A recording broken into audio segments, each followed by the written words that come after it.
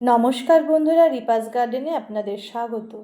আজকে হোয়া সম্পর্কে কিছু কথা বলবো যে হোয়া কিভাবে আপনারা প্রতিস্থাপন করবেন।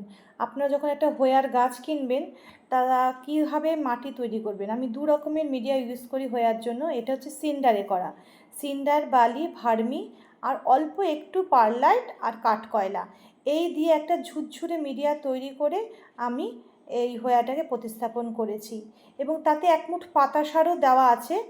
এইভাবে যদি আপনারা তৈরি করেন তাহলে কি হবে, বৃষ্টিতে থাকলেও হোয়ার পচে যাওয়া বা ফাঙ্গাস লাগার সম্ভাবনাটা খুব কম থাকে।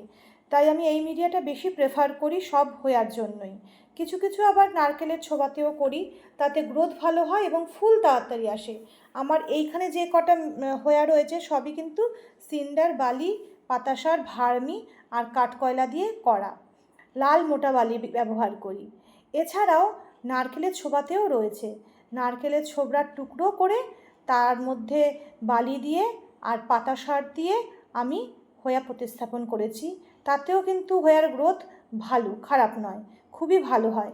এবং শুধু একটু ভয় কি, বৃষ্টির জলটা লাগলে পচে যাওয়ার বা ফাঙ্গাস লাগার।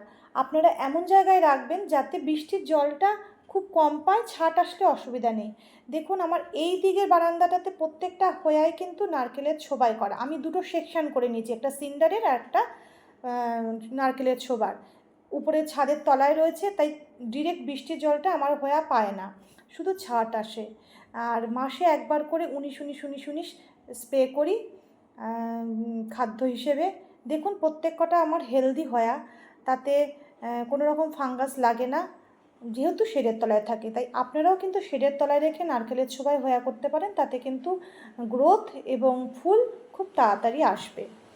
আর বর্ষাকালে একটু ফাঙ্গিসাইড সাফ ব্যবহার করবেন, তাতে সব গাছেরই ভালো হয় এবং হোয়ারও ভালো হয়।